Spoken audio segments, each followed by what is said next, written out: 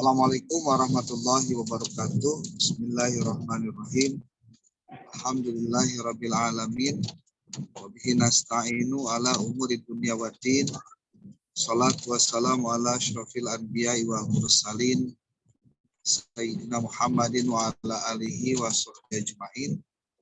Rabbi shrah li sadri wa yassir li amri wahlul 'uqdatam min lisani yafqahu qawli. Mahasiswa program sarjana Prodi PAI semester 3 kelas D dan mungkin sebagian kelas C. Saat ini tanggal 6 Desember tahun 2022, tepat di hari Selasa malam Rabu, kita melaksanakan kegiatan perkuliahan dengan cara daring melalui Zoom meeting untuk mengganti jadwal yang tanggal 3 kemarin tidak bisa dilaksanakan, khususnya untuk kelas D. Untuk kelas C kemarin sudah dilaksanakan, mungkin ada beberapa yang tidak masuk. Tidak masukkan pada waktu tanggal 3 itu karena di waktu yang sama ada gempa kurang lebih 6,8 magnitudo dan itu cukup membuat semua khawatir hingga ada keinginan untuk mengganti di jadwal yang lain. Pada prinsipnya tidak masalah daripada ketika kuliah justru konsentrasinya tidak betul-betul sedang kuliah tapi khawatir terjadi bencana. Seperti halnya di pertemuan kelas C hari kemarin, hari Minggu, Bapak menyampaikan tentang 3 hal. Pertama, mengingatkan tentang tugas-tugas kuliah di mata kuliah TPKI. Jangan sampai lupa, nanti hitung-hitungannya ada tersendiri waktu khusus untuk menghitung semua apa yang dilakukan oleh kalian selama 1 semester itu. Yang kedua, bahwa di mata kuliah ini targetan utama adalah kalian memiliki kemampuan dalam menulis. Kalian memiliki hasil berupa tulisan. Maka latihannya ya menulis. Karena rumus, dan Bapak ini sering ulang berkali-kali, tips untuk bisa menulis itu 3. 1 menulis, 2 menulis, ya 3-nya menulis. Jadi nggak ada tips lain. Jadi kalau ditanya, kenapa ya orang kok bisa banyak tulisannya? Ya karena dia nulis. Nah, adapun output dari kuliah kita karena judulnya adalah teknik penulisan karya ilmiah. Nah, bentuk karya ilmiah yang akan dijadikan sebagai format untuk kalian pelajari adalah tentang bagaimana penulisan artikel ilmiah. Jadi kan jenis karya ilmiah itu banyak. Ada laporan penelitian seperti hanya skripsi, tesis, disertasi, itu jenis karya ilmiah yang secara formal. Seperti S1, kalau nanti kalian setelah semester 7 mau 8 biasanya bikin skripsi.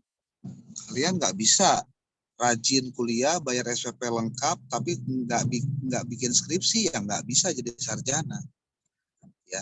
Nah, jenis penelitian yang ingin kita kembangkan dalam mata kuliah TPK ini adalah artikel ilmiah. Ya. Di sini kita akan coba bahas tentang bagaimana format penulisan dan komponen utama naskah yang diterbitkan di jurnal ilmiah. Oke, silakan next slide. Naskah berikutnya. Untuk berbicara tentang artikel ilmiah, kalian perlu ketahui bahwa hakikatnya dasarnya itu dari penelitian. Dan penelitian itu harus dipublikasi di jurnal. Jadi sok ditampilkan aja dulu semua. Jadi hakikatnya jangan dulu balik lagi. Jangan dulu yang ini, yang satu lagi. Bukan. Kembali. Nah, ya, udah, tampilkan dulu yang ini. Ketika seseorang melakukan proses menulis, hasil tulisannya itu kita bisa kategorikan menjadi bagian dari hasil penelitian. Berdasarkan lokasi penelitian, penelitian itu dibagi dua. Ada yang library research, ada field research. Library research artinya penelitian kepustakaan. Jadi kalian mengkaji referensi, mengkaji buku, mengkaji artikel jurnal dan laporan penelitian lainnya, lalu dibuat menjadi penelitian yang baru. Nah, itu hasil penelitiannya berupa hasil penelitian kepustakaan atau library research. Dan yang kedua, ada yang disebut dengan penelitian lapangan atau field research. Jadi kamu datang ke lokasi penelitian, kamu melakukan observasi atau pengamatan. Yang kedua, kamu melakukan yang namanya wawancara atau tanya jawab dengan narasumber. Kemudian yang ketiga, kamu melakukan studi dokumentasi. Jadi pengkajian terhadap dokumen-dokumen yang ada di lokasi penelitian. Nah, hasil penelitiannya itu jika ingin memiliki manfaat lebih besar, maka harus dilakukan publikasi di jurnal. Jadi jurnal itu tempat berkumpulnya artikel ilmiah. Jadi artikel itu tulisannya, jurnal itu rumahnya gitu. Ya. Kenapa dilakukan untuk publikasi di jurnal? Sebab yang namanya jurnal itu pasti dibaca orang. Karena orang memiliki kepentingan dengan hasil karya ilmiah. Nah, kenapa kemudian publikasinya perlu dilakukan di jurnal? Supaya orang-orang mau membaca tentang hasil penelitian kamu. Gitu. Nah, kenapa kita harus menulis di jurnal? Atau kenapa kita harus melakukan penelitian? Paling tidak ada 3 alasan. Pertama, bahwa yang namanya menulis itu ada prosedur dan itu menjadi kewajiban. Untuk siapa? Ya kalau untuk mahasiswa berarti kewajiban untuk mahasiswa. Kenapa menulis menjadi bagian dari kewajiban mahasiswa? Karena di antara yang membedakan antara mahasiswa dengan yang bukan mahasiswa, salah satunya adalah kemampuan menulis, kemampuan melakukan elaborasi atau penjelasan terhadap ide-ide yang dimiliki melalui tulisan. Kenapa tulisan?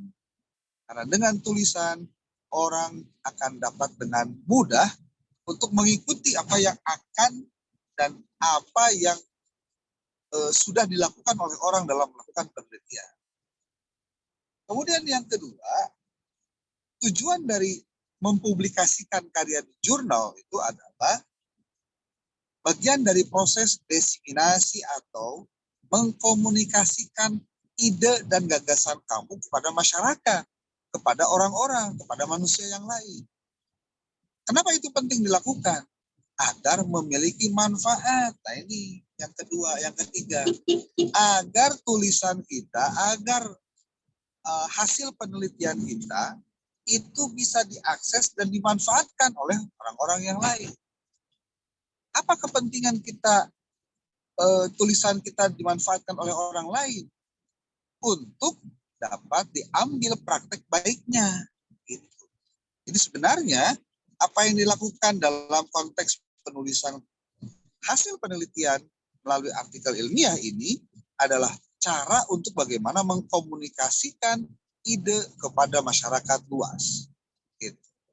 Nah, tetapi jangan lupa menyusun artikel ilmiah itu dia punya format. Maksudnya format gimana Pak? Maksudnya memiliki aturan-aturan tersendiri yang berbeda dengan penulisan yang lain. Kenapa beda? Nah, ini yang jadi soal. Karena kalau artikel jurnal, itu jumlahnya tidak sebanyak skripsi. Jumlahnya tidak sebanyak tesis. Jumlahnya tidak sebanyak disertasi yang mungkin ratusan lembar. Kalau untuk artikel jurnal, itu dibatasi. Baik dari sisi kalimatnya, bahasanya, strukturnya, itu sangat terbatas. Sehingga orang bisa membaca isi dan inti dari pemikiran kamu sebagai penulisnya dengan cepat. Gitu. Ya. Oke, bagaimana format itu? Kita lihat slide yang berikutnya. Coba dibuka slide berikutnya. Nah,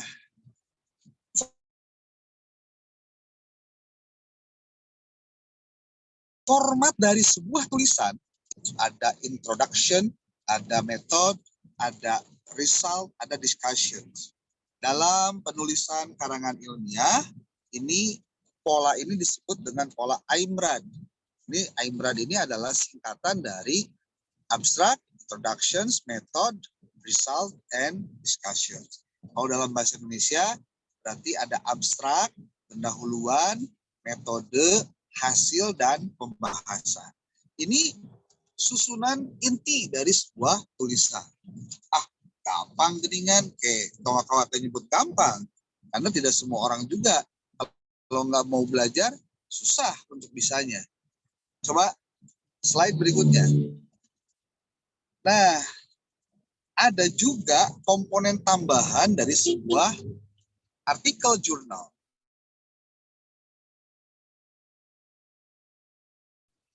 Apa saja? Pertama, ada afiliasi.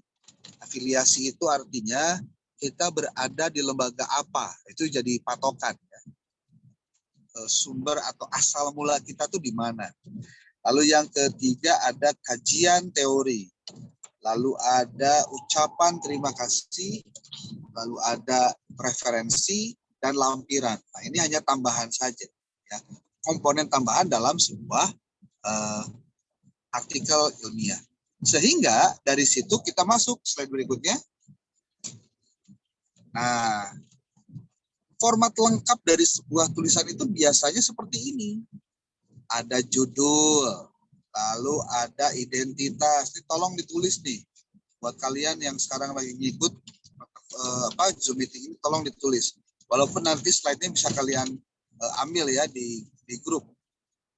Ada judul, ada identitas penulis, ada abstrak, ada kata kunci, ada pendahuluan, kemudian ada metode, ada hasil dan pembahasan, lalu ada simpulan, dan ada referensi. Nah, ini format lengkap dari sebuah tulisan. Nah, kalian kalau ingin mengkaji lebih lanjut, slide-slide ini sebenarnya Bapak ambil dari penjelasan di channel YouTube-nya Ensiklopedia Ahmad Fauzi. Jadi kalian Bapak minta, ya Bapak juga tahu lah, biasanya kalau disuruh belajar mandiri itu susahnya minta ampun. Banyak alasan. Sehingga sebenarnya belajar mandiri itu alat ukurnya adalah diri kamu sendiri sebagai manusia yang menjalaninya. Bagi yang memiliki self-supervised, artinya dia bisa mensupervisi atau menilai dirinya sendiri, ketika ada pembelajaran secara mandiri, justru akan membuat dia merasa punya tanggung jawab untuk bisa. Sehingga tanpa harus disuruh, orang-orang yang memiliki self-supervised ini, mereka akan dengan sangat sigap untuk mengerjakan atau untuk belajar secara mandiri. Tapi berbeda dengan karakteristik mahasiswa atau orang-orang yang belajarnya itu harus disuruh, harus dituduh-tuduh, harus bahasanya harus disatpamin gitu ya, harus bahkan mungkin harus diancam gitu. Nah, orang-orang dengan karakteristik begini itu susah belajarnya. Dia itu belajar karena orang lain, sehingga susah untuk dia bisa meningkatkan skill, kemampuan, pengetahuan, pengalaman, hanya gara-gara harus didorong-dorong oleh orang lain. Nah, maka Bapak sangat berharap kalian bisa memiliki self-supervised, ya. Bisa mensupervisi diri sendiri, bisa mengawasi diri sendiri, punya tanggung jawab secara mandiri bahwa kamu tuh harus bisa, mampu, dan lain-lain. Jadi channel YouTube-nya Ahmad Fauzi yang Bapak pernah sampaikan itu sebetulnya adalah cara agar bagaimana kalian bisa belajar dan mengkaji secara mandiri untuk kemampuan diri kalian sendiri. Ya. Oke, sekarang pindah slide ke ke PDF yang Bapak share di yang kedua. PDF yang artikel. Oke. Nah, Bapak memberikan sebuah contoh artikel yang dikarang khusus oleh Ahmad Fauzi yang kalian silahkan nanti baca dan pelajari di rumah. Yang kalian harus baca itu bukan hanya naskahnya, tapi adalah bagaimana format dari sebuah artikel. Jadi kalian harus tahu bahwa oh kayak gini loh contoh artikel ilmiah teh yang nanti saya juga harus belajar untuk bisa menulisnya. Nah ini adalah contoh artikel yang perlu kalian baca untuk kalian simak, kalian pelajari strukturnya, bagaimana cara menuliskan judul, bagaimana cara menuliskan abstrak, baik berbahasa Indonesia ataupun juga mungkin dalam bahasa Inggris. Kemudian juga bagaimana menulis introductions atau pendahuluan. Bahkan di video-videonya Ahmad Fauzi, kalau kalian sudah mengkaji kesemuanya, itu dia menjelaskan detail satu persatu komponen-komponen yang ada dalam setiap artikel jurnal. Termasuk bagaimana caranya membuat sitasi ataupun pengutipan dengan berbagai macam jenis style dari kutipan itu yang kamu ambil. Kebetulan Ahmad Fauzi membuat artikelnya dengan sitasi melalui reference manager Mendeley yang gratis yang bisa kamu pelajari secara manual. Karena gampang sekali sebetulnya bisa dipelajari. Ketika ada masalah tinggal tanya aja ke YouTube, nanti YouTube kasih jawaban kok. Ya. Oke. Judul yang dibuat, artikel yang dibuat oleh Ahmad Fauzi ini, judulnya adalah Interaksi Tingkat Kelas dan Pendidikan Orang Tua sebagai Faktor Pencapaian Hasil Belajar IPA Siswa SMP. Nah, ini judul ya. Coba kalian lihat. Judul ini ada berapa kata? 1, 2, 3, 4, 5, 6, 7, 8, 9. Dihitung 1 ya. Jadi ada 14 kata. Dan memang untuk sebuah artikel jurnal itu jangan terlalu banyak, lebih dari 20 kata untuk satu judul. Ya. Oke, lalu kalian lihat ini. Di bawahnya ada nama penulis. Ada Harum Fajar, Timur, Rahadianti, Ayu Lestari, Retno Putri, Hermawati, dan Ahmad Fauzi. Banyak banget Pak ini nulis, sampai ada 7 orang. Ya sebenarnya kalau untuk artikel jurnal bisa 1, 2, 3, 4, 5, 6, bahkan Bapak pernah lihat ada penulis artikel sampai 50. Padahal sangat kecil sekali itu naskahnya itu tipis. Kok bisa banyak yang nulis? Oh ternyata semua penulis naskahnya itu adalah kontributor atau pemberi data untuk penulisan artikel ini, sehingga diambil dari berbagai negara. Oh jadi punya kontribusi itu, nah, kan bagus ya. Tiap orang yang ada di penulis itu memang harus punya kontribusi dalam penulisan. Nah, afiliasinya mana? Lihat nih, pendidikan, biologi, FKIP, Universitas Muhammadiyah Malang. Nah, ini afiliasi nih. Jadi kalau kamu nanti menulis, contoh, M. Helmi, Muhammad Helmi, itu tulisnya nanti Institut Madani Nusantara, kurung buka, IMN, kurung tutup, Sukabumi, bisa begitu. Atau Fakultas Tarbiyah dan Ilmu dan Keguruan, nah, itu juga bisa. Ya. Yang penting yang namanya afiliasi itu adalah dari mana kita berasal. Pak, bisa nggak kalau saya ngajar di SMP, saya mau nulis aja nama SMP saya? Boleh, nggak masalah. Oke, lalu selanjutnya, di sebelah bawah itu ada abstrak. Nah, ini. Abstrak ini adalah intisari dari artikel ilmiah ini. Sebuah abstrak ini biasanya terdiri dari tujuan, metode, temuan, dan hasil. Ya, kalian bisa lihat nih. Kita lihat ya, kita baca. Penelitian ini bertujuan untuk mengetahui pengaruh tingkat pendidikan orang tua dan tingkat kelas terhadap hasil belajar IPA siswa SMP Muhammadiyah 06 Dau Malang.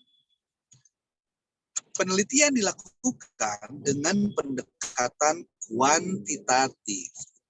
Jenis penelitian menggunakan penelitian ex post facto. Metode yang digunakan dalam penelitian ini adalah survei. Populasi dalam penelitian ini adalah seluruh siswa SMP di Malang. Sedangkan sampel penelitian ini adalah siswa kelas 7B, 8B, dan 9B. Semester genap tahun pelajaran 2016-2017 di salah satu SMP di Malang. Analisis data yang digunakan adalah dengan menggunakan ANOVA 2 jalur. Taraf signifikansi yang digunakan adalah sebesar 5%. Hasil penelitian ini menunjukkan bahwa hasil belajar IPA siswa tidak dipengaruhi oleh tingkat pendidikan ibu. F 2,45 sama dengan 2,616. P-value 0,08. Namun dipengaruhi oleh tingkat kelas. Ada F sama dengan 2,45 sama dengan 8,175. P-value-nya lebih kecil daripada 0,05. Selain itu, terdapat interaksi antara tingkat pendidikan ibu dengan tingkat kelas. Ini ada angkanya. F4,5 sama dengan 3,187. P-value-nya lebih kecil daripada 0,05. Temuan ini didapatkan dengan temuan yang didapatkan pada penelitian ini antara lain adalah 1. Siswa kelas 9 memiliki prestasi belajar yang secara signifikan lebih tinggi dari tingkat-tingkat kelas di bawahnya. 2. Siswa kelas 9 SMP yang ibunya tamatan SMA memiliki prestasi belajar yang lebih baik dari kelompok siswa lainnya. Nah, ini adalah abstrak ya. Biasanya abstrak ditulis dalam bahasa Indonesia dan juga bahasa Inggris. Kecuali kalau dimasukinnya ke jurnal yang berbahasa Inggris, berarti hanya menggunakan bahasa Inggris saja, tidak menggunakan bahasa Indonesia. Oke, nah ini yang kita sebut dengan abstrak. Lalu dari kalian bisa lihat di sebelah kirinya itu ada kata kunci. Sebelumnya juga sebelum ada kata kunci itu ada penulis koresponden Harum Fajar, ya. Lalu pendidikan biologi FKIP Universitas Muhammadiyah Malang. Emailnya harumfajartimur16@gmail.com. Kata kuncinya itu ada pendidikan orang tua, tingkat kelas, dan hasil belajar. Ini yang disebut dengan artikel jurnal yang barusan dijelaskan. Pertama tentang judul, kemudian penulis, lalu ada afiliasi, ada abstrak, ada email koresponden, ada afiliasi, dan terakhir kata kunci. Oke, sampai di sini mungkin ada yang mau ditanyakan dulu oleh kalian. Silakan.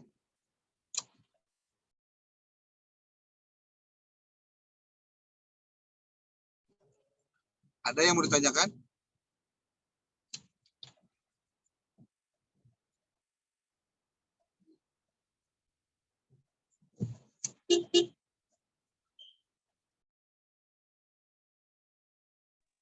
Suara Bapak kedengaran nggak ini? Kok diam baik? Kedengaran Bapak.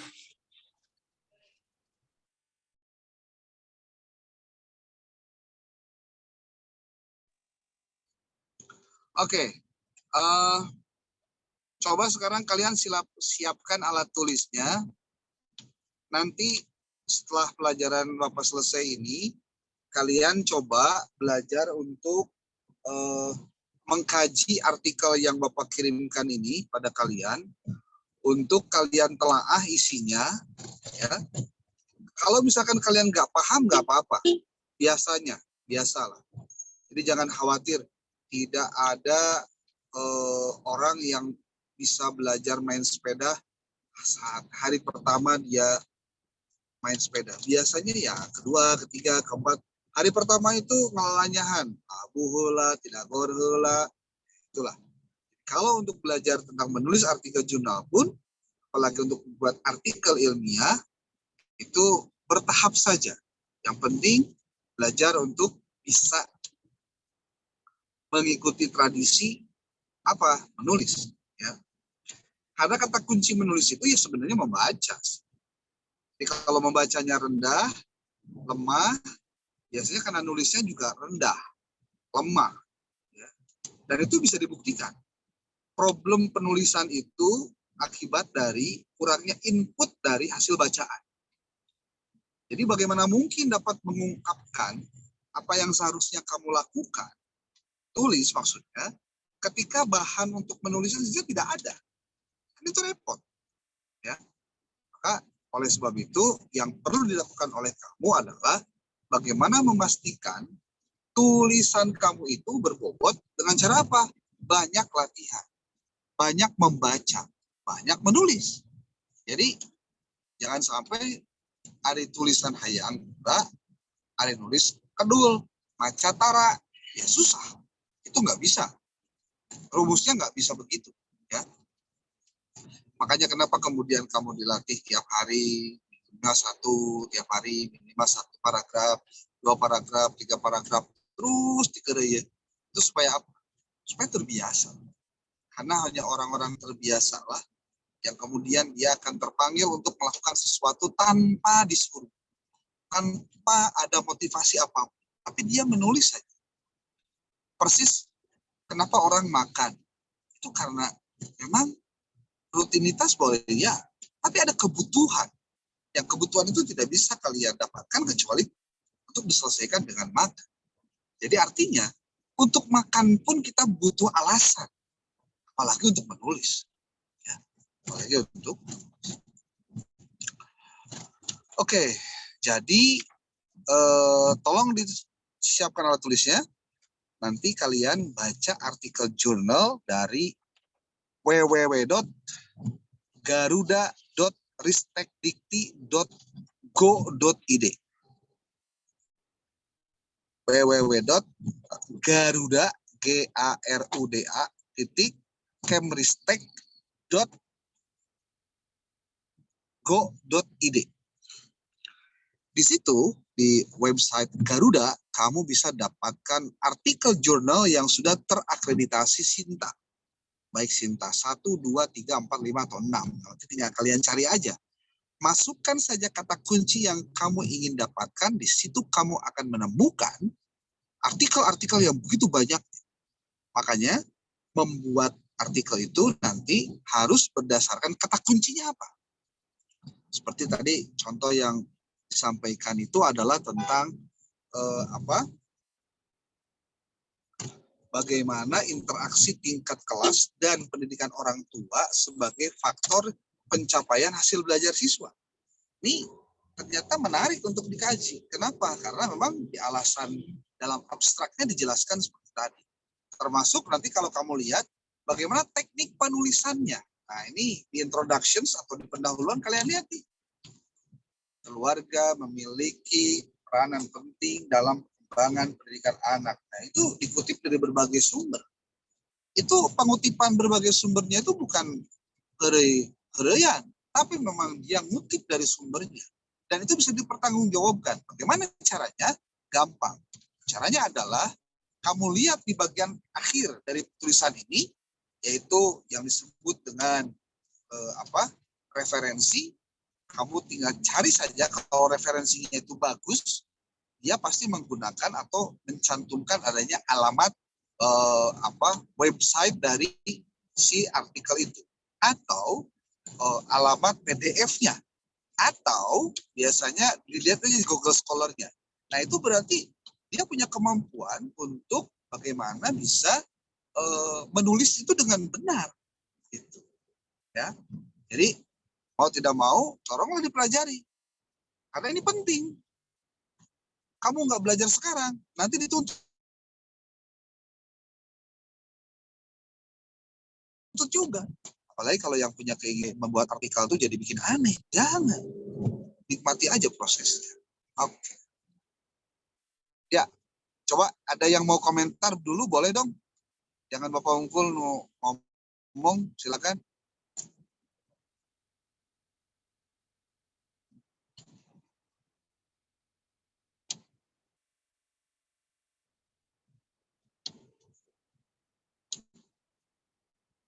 Ada?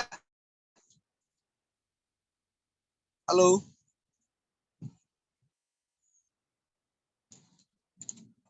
Oke, masih kene diam. Dugaan apa? Masih kene ulang-ulang hayang nonton bola. Perempat final. Oke, kamu juga nanti di ujung mata kuliah ini berakhir, nanti akan diminta untuk membuat sebuah artikel seperti ini. Mungkin penulisannya akan sangat sederhana dulu.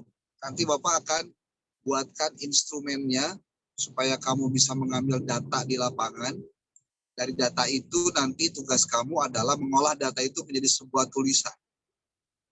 Kamu kalau misalkan mau belajar bagaimana cara mengolah data kuantitatif, kamu boleh nanti belajar bagaimana cara mengolah data kuantitatif di YouTube. Di YouTube banyak sekali website-website yang mengajarkan tentang analisis data penelitian kuantitatif.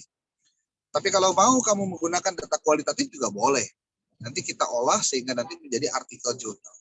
Nanti Bapak akan coba support kalian setiap orangnya itu untuk berlatih mengolah data. Paling penting itu mengolah datanya. Ya. Dan mungkin kalau misalkan tidak ada pertanyaan lagi, kita tutup. Nanti Helmi tolong bantu Bapak untuk mengirimkan video ini, link ini aja, link Google Drive-nya, ya, Google Drive-nya aja. Nanti Bapak yang akan download materinya. Oke, Bapak di posting di channel YouTube Bapak untuk kalian bisa pelajari setelah ini. Dan yang paling penting dari semuanya adalah jangan lupa tugas-tugas yang pernah disampaikan untuk dikerjakan. Oke, sebelum ditutup mungkin ada yang mau berkomentar dulu, silakan.